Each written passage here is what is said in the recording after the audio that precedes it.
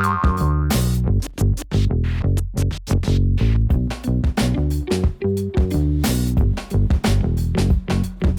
mean, come on, we're next door neighbors.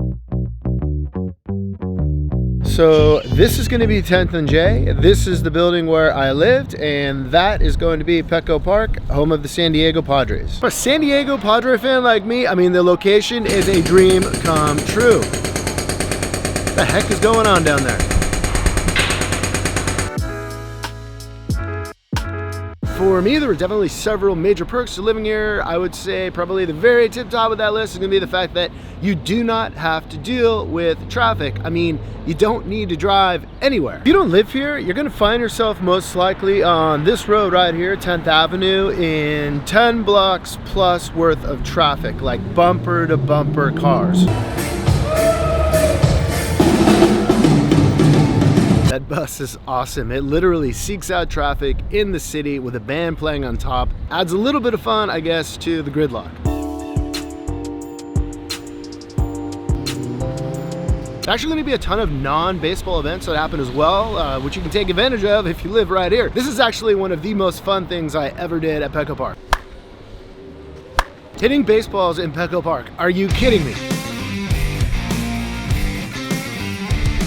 Actually hold a ton of concerts here. So they have smaller shows on the outside stage, and then they have much bigger shows on the inside in the actual ballpark.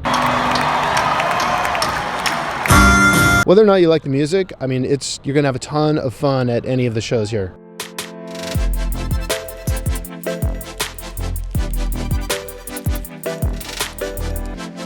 Another amazing thing down here was the fact that there are so many amazing restaurants, like delis, cafes, pubs, bars. There's all kinds of places you can go. Let's say before a baseball game, maybe you're just going out to enjoy the night.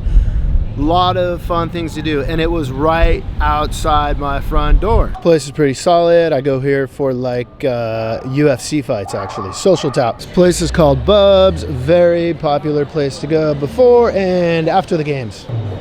Across the street there, it's going to be called Blind Burrow, kind of like Mexican slash great place for a margarita. East Village Bowl. It's a bowling alley slash decent food and a bar, so it's kind of weird there. I feel like the place is never open. This place here called Bar Basic is actually attached to my building. Place across the street, Bootlegger, is a super fun place to go when you live here. Now I'm going to show you my very favorite place. You can sit inside, outside. They've got a backyard that's not open right now, otherwise I'd show you. Staff is super friendly. This is highly recommended.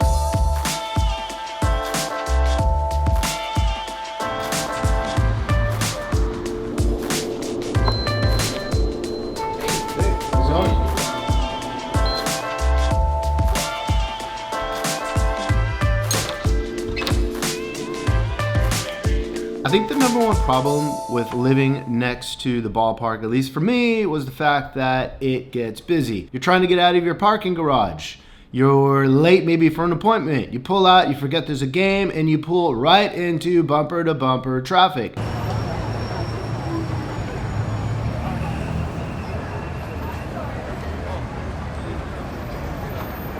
I think the second biggest problem that I ran into was going to be the noise. Let's say I'm not at the game and I have an early morning, I have an appointment, an interview, whatever it may be. I close my eyes, it's a Padre win, and the fireworks go off.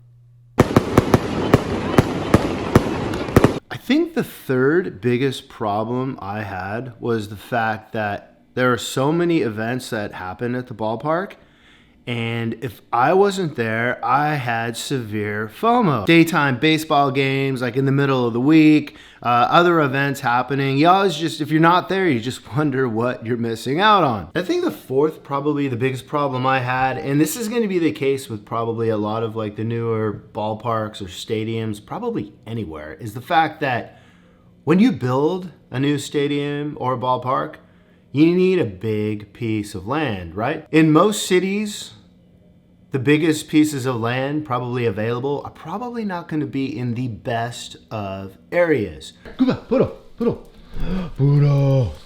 Koopa, birthday boy. Living next to a Major League Baseball ballpark, for me at least, was an amazing, fantastic experience. I think by far the benefits and all the fun things do outweigh the negatives. Thanks for watching the video, and go Padres!